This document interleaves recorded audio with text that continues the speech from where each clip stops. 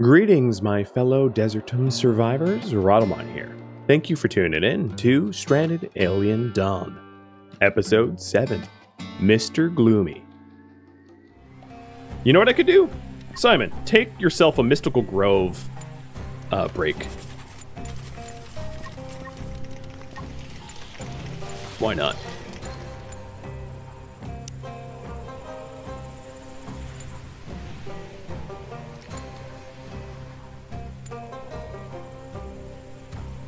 Go huff the happy mist. Exactly. If there was ever a time to someone out, it's... I mean, I could easily solve his mood problems at home, but, like, whatever. Go to, what was the Agent Coulson? I'm blanking. A trip to, oh my god. My brain. Tahiti, thank you.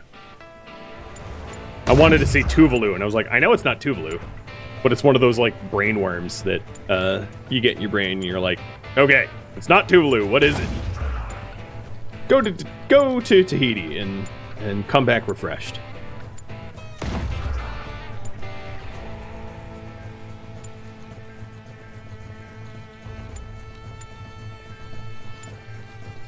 Come on, stop it.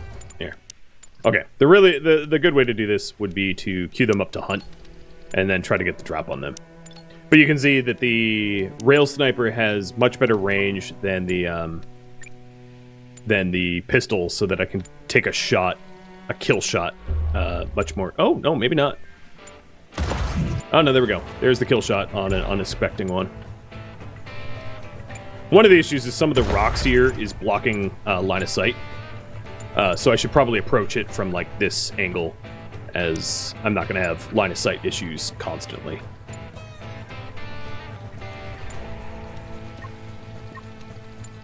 Wait, he's sleeping on the weather balloon? That is unwise, friend. But whatever.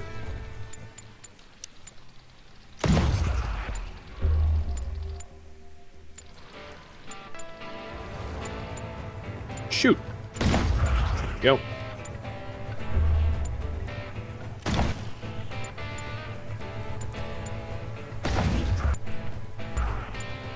He's almost done.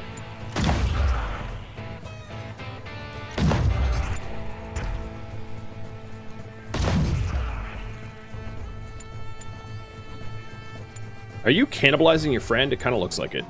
I don't think you are, but it sure looks like it. Dude, don't hug the face hugger. There's a dip in the hill and he couldn't get a line of sight. Oh, come on. There was ever a time to hit. Ah! He's not at risk. Oh! Combat leveled up. No, wait! Oh, he ran his whole queued flee. That's on me. Are you bleeding? You're not even bleeding. Look at that. He took a hit and it didn't do any damage. So I believe that this is the last bugger.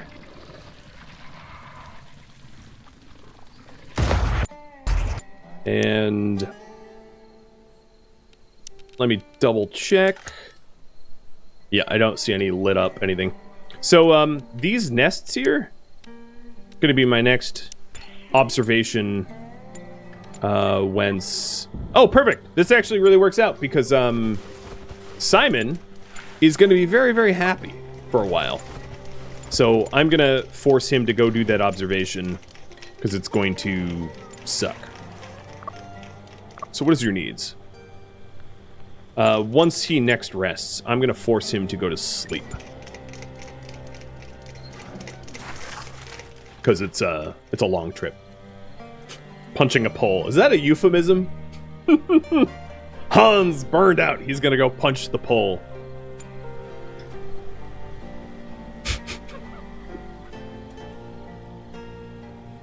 Oh, late night streams.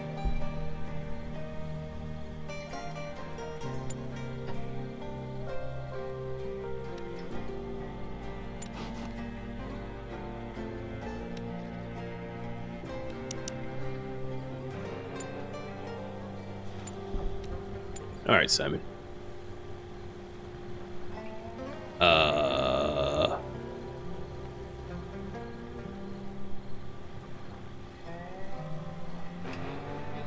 right, I obviously have not been micromanaging my cook because I don't have any meals. So, Simon, you're going to be allowed to eat raw food.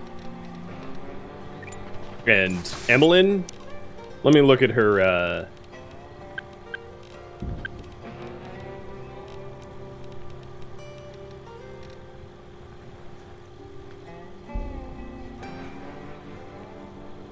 I don't know why she's not been cooking. I have the ingredients for meat pie, veggie soup, and meat soup, and she's not been doing it. The cook stove has been powered for the last 24 hours.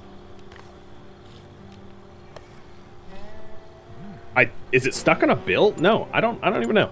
I don't even know. I'm not gonna think about it. I'm just gonna go do the... Oh, great. Great. Now the freeze is broken. Alright, so Mr. Simon, go analyze the nest formation. And Emmeline, I'm gonna force you to cook. I don't know what you've been doing. Oh, well, look at that. Oh, no, you started the recipe. Never mind. You're actually cooking.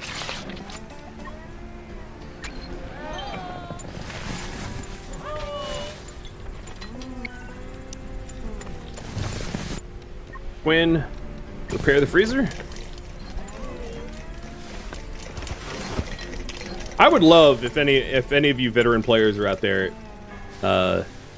if you have a theory as to why I had no meals with like a bucket full of cactus fruit and oh, why are you mining? Wait, what? I think I know what's going on. Never mind, I solved it. What's happening is I'm queuing up recipes that they sit on the stove a while, and then while she's waiting for them to process, she goes out to mine, and then she just continues mining and mining and mining and doesn't go back to cook. So if I wanted to solve this, what I could do is I could go something like don't cut, don't scavenge, don't mine, just research and deliver when you're not cooking, and that will solve it. Or solve it. What are you doing? No. Don't run over here to butcher things. Yeah, it's my fault.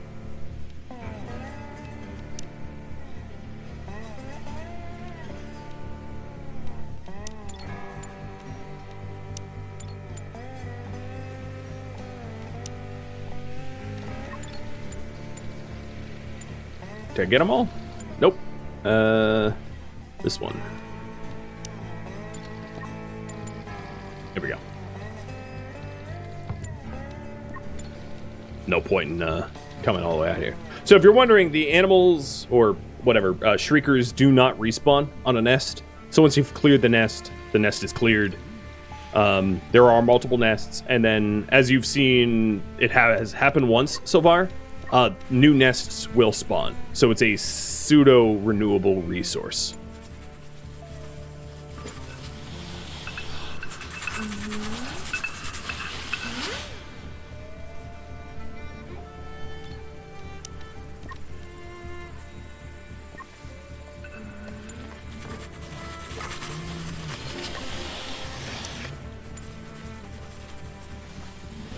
So I've set it up in such a way that Emmeline really doesn't ever have tasks away from the base, and especially not ones that take a lot of time, so that she spends more time cooking, so I don't have to micromanage her.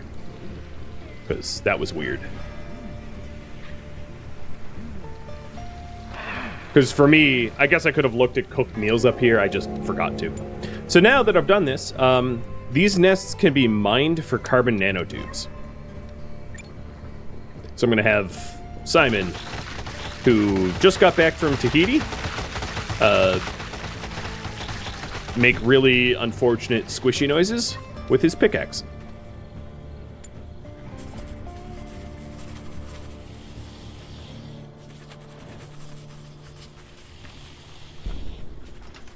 Another way to solve this is if I had a larger base, I could have 2 stoves, so I could queue multiple meals that have to sit on the stove at a time. I don't have that. But now, that insect nest can be mined for... whoop. I have a wave of animals. Can be mined for carbon nanotubes, and then I can... at some point, I'll have Han come over here and destroy the nest integrity too. But the reason I did this is once you have, unfortunately for this map seed, it's not applicable. But normally when you play, you'll have nests a lot closer to your base. Like sometimes they're like this far away, where it's a 10-second walk, and the bugs stay in their own area unless you piss them off. But why it's really useful is it gives you access to the ultimate material, carbon nanotubes, which allows you to make carbon rooms, which are the best rooms by every measure.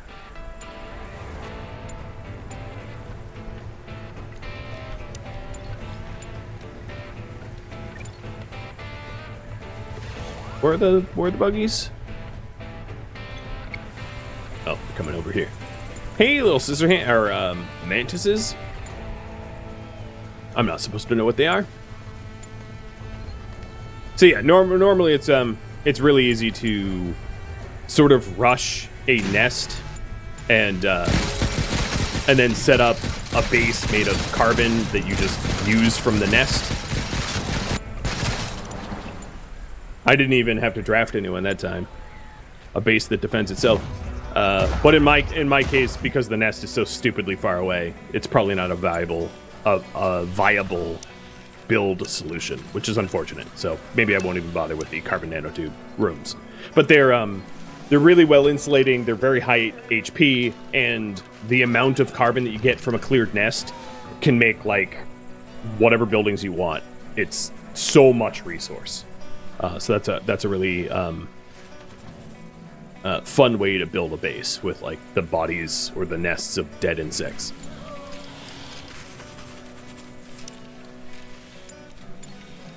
So back to me trying to explore for the thing I wanted to find.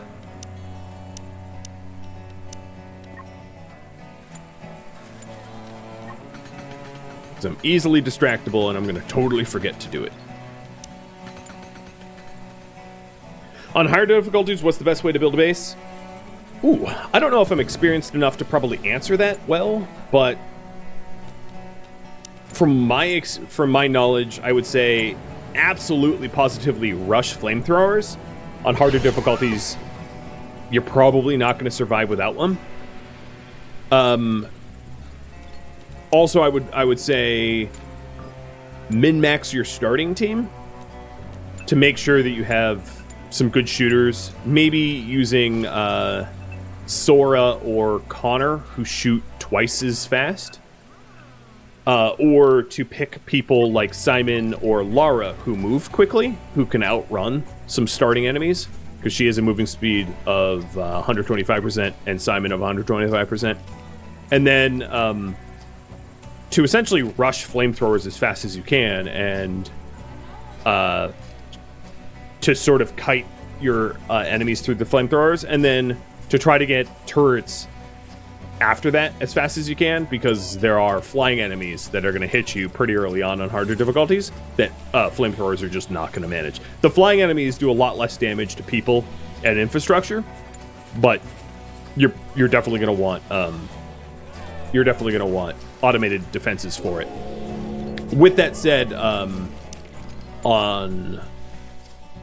on harder difficulties, if this was harder, I would also make sure that everyone was armed. Expedition complete. Nice. I got an intact radio core. That's the thing that I didn't want to leak early. So the intact radio core allows you to research orbital radio, which is and it's queued up now, which is the way to win. And if I play a little long, I can show you how it works. And I think I will do that. I will commit to that. So now that I have carbon wind turbines, I don't necessarily have to delete my old wind turbines, and actually it would help to show them side by side for how much better the carbon ones are. But there you go. And yeah, I knew that Expedition had the radio core. Surprised to not be.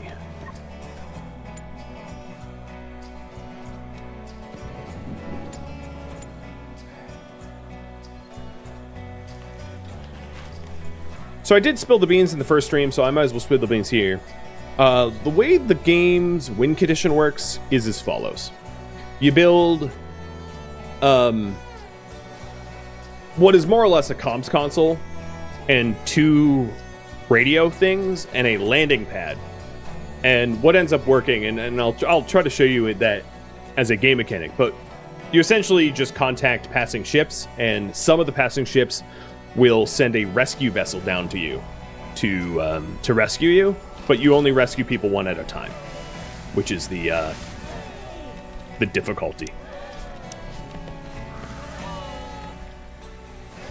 I think, given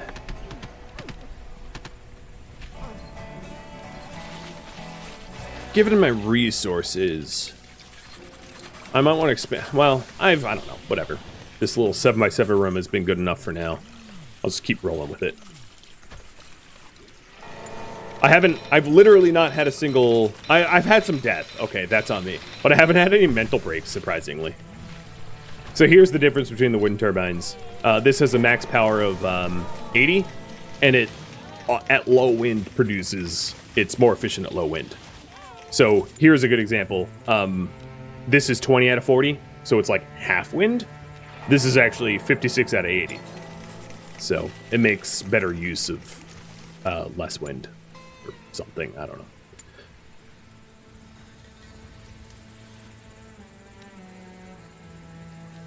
Okay. Looking at our resources, the animal fats are what's bad.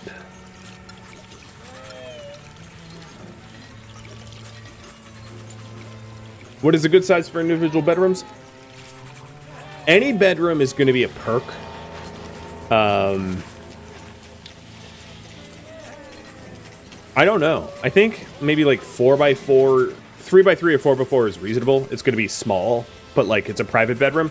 So the benefits that you're going to have is if you have people in a relationship, if you put 2 beds next to one another, it makes them sleep together. Which is a huge benefit. And then if people have their own private bedrooms, the larger it is, obviously, the more you benefit. Yeah. Ooh, scavenger pistol. So yeah, how about I'll make a bedroom to just show you. Where's my pistol? Oh, Han's still holding it. So yeah, let's do something.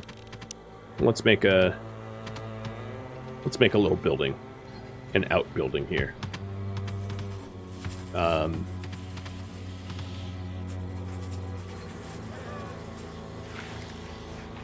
don't have a lot of concrete. I'm gonna make it of mixed materials then, or mostly stone.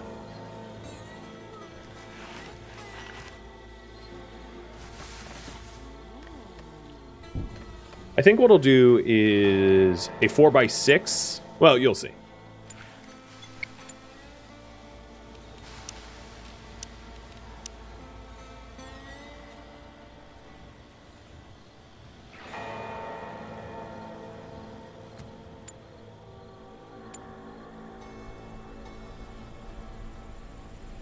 Yeah, there's less raids than last stream for sure. You might have missed it, but I said for whatever reason, it's odd, but for whatever reason, this by chance is just way easier. I would have played on a harder difficulty at it. I realized like how sort of inconsequential these raids were going to be.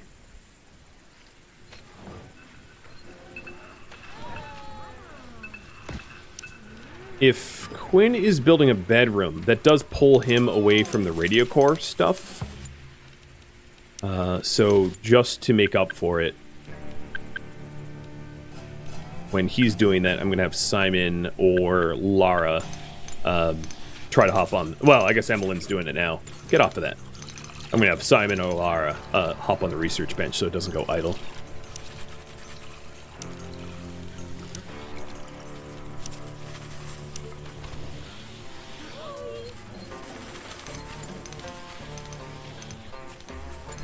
I would like to get that radio researched. Another thing I could do is another advanced research bench to double the throughput, so I'm going to do that as well.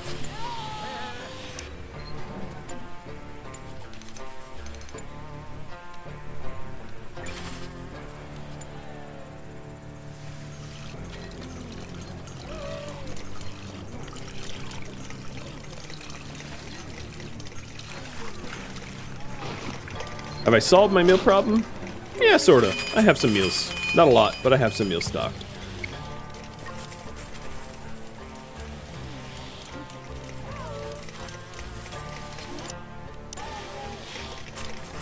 And there it is, another research bench. So that should help with the orbital radio.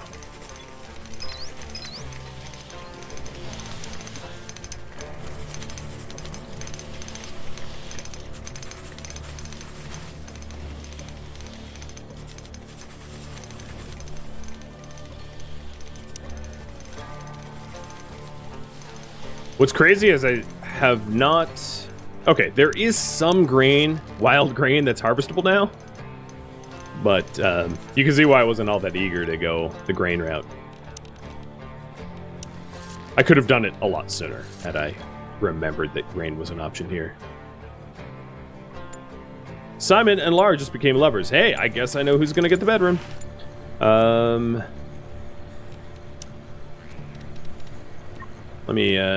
Let me make them happier. Lara, whose bed was this? Quinn's? So this is now Quinn's bed. And this is your bed. You spent... So slept next to my love +9. And then if they had a private bedroom, it would be even better. He spent the first 2 years and 6 days barking up the wrong tree. Oh, hi there. Now that I'm all well set up, you just show up and you're like, feed me. And I guess that will be done. Looking at you kind of reminds me, I probably have a bunch of naked people. No, they've been putting on their clothing as it decays. So I probably should go to my tailoring queue to make sure that I have spare clothing. But here's Xander. Xander just showed up. My name is Xander Norik. Ship crashed. Crewmates died. Saw smoke on the horizon. I'm not producing any smoke. And, yeah, I'm just going to say hi. Yeah, welcome. Sure. Whatever. He's a night owl, so let's put him on a night owl schedule. I actually forget the hours. Just at night. And then he's Gloomy. He likes veggie pizza, which we're about to harvest grains, so maybe he actually gets to eat. So, Mr. Gloom and Doom, with all these special work priority things for you. God, my brain's not working. What is it? 2 and then a gap of 6. Okay, there we go. So that's same schedule, just offset. What are you good at?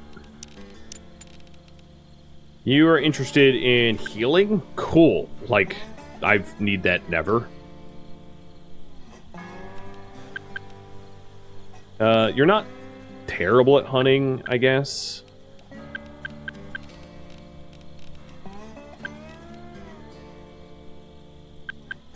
No one's as good as Lara is, so Lara stays on that.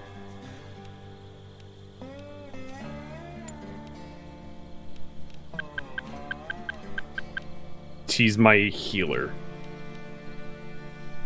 Not all colonists are made equal. So, yep.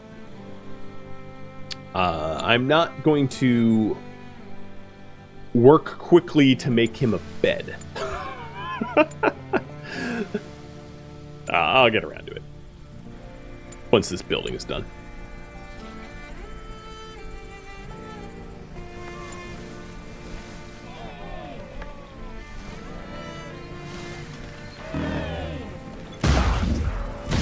Oh, dust storm. See, here's a good example of when wind reigns king. My solar panels are now reduced to 50% efficiency, but my wind is going crazy, making up for the difference. Too bad you can't hot bunk. Yeah, I mean, you can, but it requires an obscene amount of micromanagement where you have to keep reassigning. So, functionally, technically, yes, but realistically, practically, no. But true. It would be nice. A game that I'm set to play later in this week is Dwarf Fortress, and Dwarf Fortress does a very good job of hot bunking. You just have like a dormitory that is shared amongst your population, and you can have a population of like 50 and own 5 beds, and it works out fine.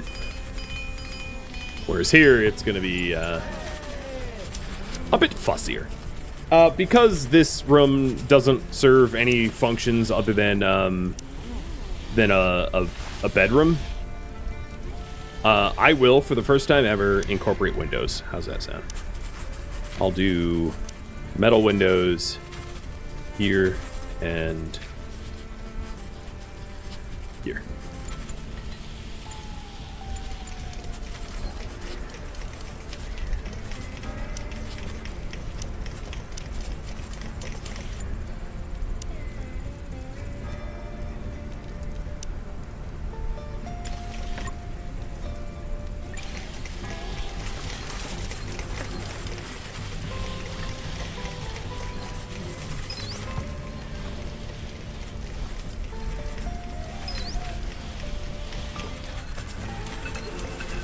So now the lovebirds can have privacy. I was originally actually going to cut this room in half once I demoed the benefit of a larger bedroom and then have 2 smaller bedrooms, but because they formed a couple, I will just keep it as it is. All right, new guy. You're going to sleep right there. Oh, I don't have any stone. So I'll make a metal bed. Out of synthetics. It will be a weird-looking metal bed. Give Mr. Grumpy a colorful bed. It'll piss him off even more. Whoever's harvesting my crop right now, you gotta stop. Or no, is it Storm? Why'd I have lost harvest? Have lost their yield or are no longer harvestable. Cause the storm killed it? Simon and Laura just got engaged. I think you're moving a little fast, kiddos. Take it from a man who's been married over a decade. You got engaged like last week. But what do I know? Maybe time's different on an alien planet.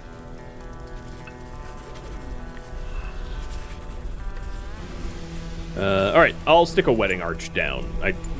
Who knows? Maybe we'll use it.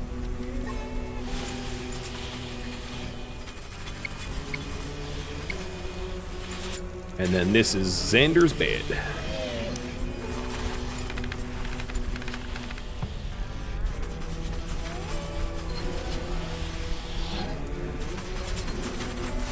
So here we go. We've got slept next to my love. And in a spacious bedroom. In love with Simon. Delighted by Simon. Slept in a comfy bed. Slept next to my love. Once they wake up, there will be another benefit as well. And how far along is the... Oh, radio's... I guess I could look up here. 85%. So we're getting very close to the radio goal. I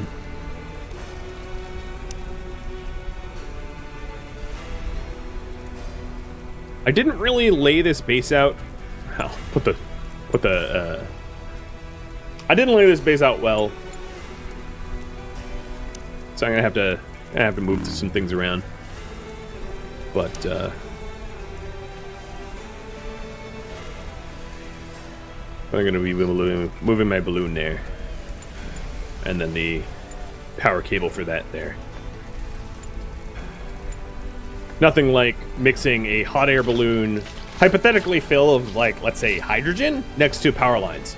Because the Hindenburg never happened on this planet, so I see no problem with that. No, I'm definitely not going to expand the walls. I'm too lazy. Is this plugged in? Yeah, okay. I see the cable. So the reason I'm doing this is, well, I'll wait for it to get there. Wedding at 2 p.m., which is in 3 hours. Guys, I really think you're rushing things. But I'm glad I got that wedding arch, I guess. Knowing how much I, like, missed weddings in the past and I laughed about that, I'm going to actually draft everyone to have them run over. Because the wedding's in 1 hour. So if I hadn't, it would have been a problem.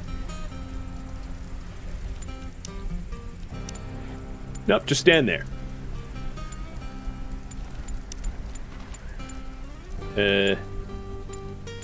As long as they're close. There we go. What was that, 2 days from going to single married? Something like that.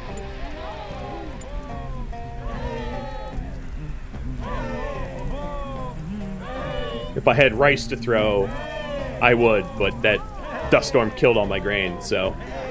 Although they're going crazy.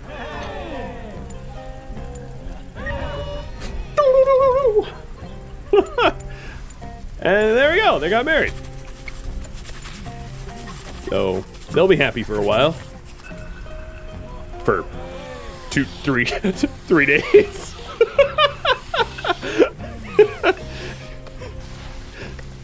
They're speedrunning life? Yeah. Simon here is almost half as excited about laying in an armchair as he is getting married. You know? Life goals. No queued research. Okay, so that means the radios are done. I'll get musical instruments so that I can play the didgeridoo. So here's what you need to build. You need the orbital radio. It does consume a ton of power, so you have to address your power needs. And then you're going to need 2 orbital antennas, and they can't be close to one another. So that's another requirement. And this thing requires wood, so I'm going to have to cut some trees down. And then a landing spot. And the requirement of the landing spot is it's going to have to be on very strong support floor. So I moved the balloon because I'm going to need to make said support floor. So very strong support floor is metal or concrete. And I'll probably make it out of concrete. I think it's, what, 7x7? I'll start with 7x7, and if I have to expand it, I'll expand it. Okay, yeah, no, that's right. So, concrete. So that's the support structure for the landing pad, and then I am going to need more stone for that. That's way too much stone, but... Okay, there we go. And then I'm going to need wood for the antennas. I'll need 100. And then I'll need a lot more power generation. So, set up the radio equipment.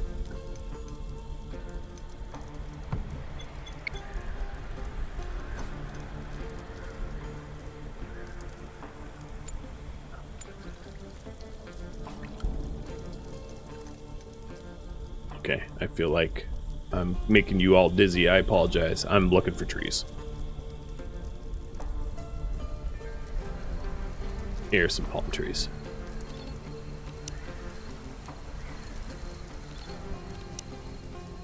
Cool. The power generation is something I'm going to want to do as well. Probably carbon The most efficient power source I have available to me right now is, or most powerful power source is the carbon wind turbines. So I'll set up a few more of those. The thing is, you have to keep the radio console on all the time. It's not one of those things that you can just turn on and off when you want to use it. Kind of like the way the comms console works in RimWorld, where like if it's not on, it's not doing anything for you.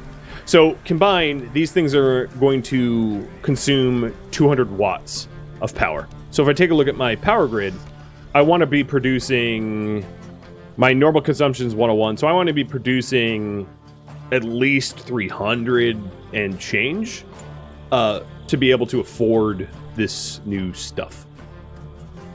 So I think the complex wind turbines, and then another thing that you could do is power cell generation.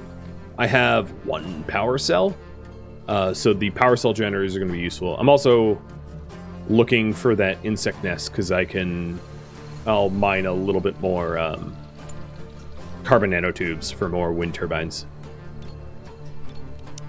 So I'll get 200 more carbon nanotubes.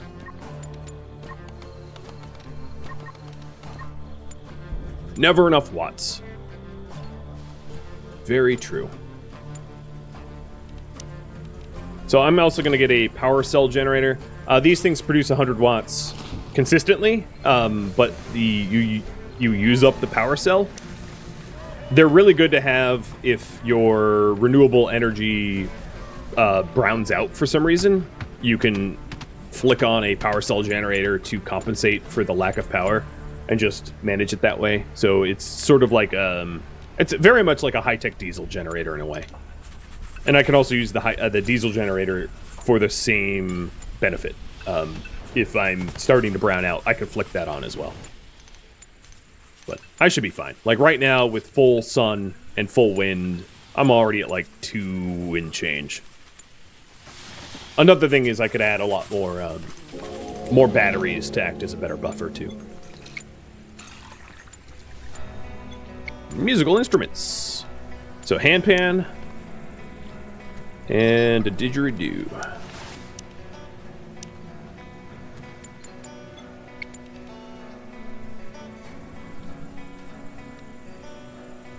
Battery optimization. I don't know. Power cell assembly. Both. Either or. It doesn't really matter.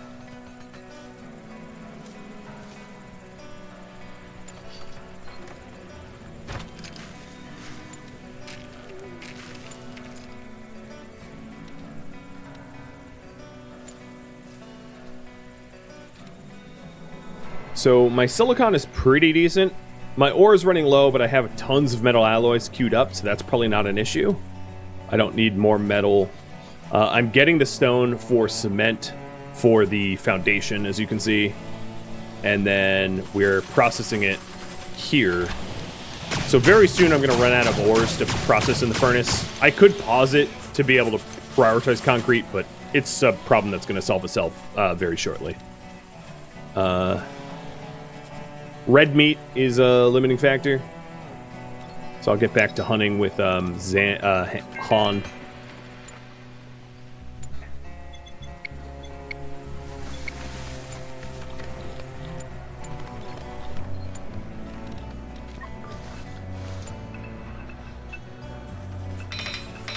Oh, okay. I was wondering what Quinn was doing. Do you find control circuits worth the hassle? I haven't been doing any of it this stream. The only control circuits I find worth building in my limited experience would be a power switch in order to flick the turrets on, so you can flick all the turrets on at once and all off at once, so that if you have, you know, that way you can respond to emergencies faster. And then the only other thing I would say is having a thermostat to run your air conditioner and heaters. And I haven't been doing that, but I would find that that is worth doing as well. But like, I've just been keeping my people happy enough that if they're cold or they're hot, it's not causing them to have mental breaks. So now this power cell generator is on. It gives you 20 days on one cell, and I'm going to turn it off so that it doesn't use it up, because I don't have my radios set up yet. But we're just about at that 300 threshold here. So I'll be able to set up the orbital radio. And I'm just going to put it in their bedroom because I don't care what they think. And then we need power cells and CPU cores. Oh, yeah, right. So let me go to research here and get power cell assembly first because I need them.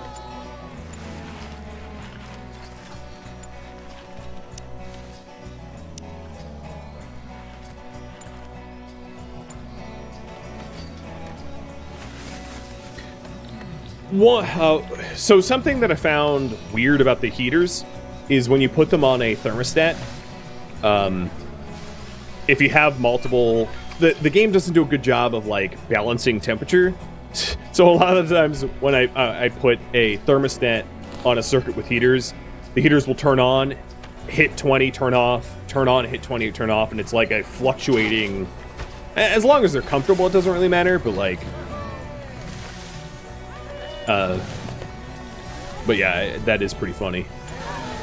But right now, I'm not paying any attention to the indoor temperatures because nobody's hypothermic and nobody's heat stroke, so I don't really care.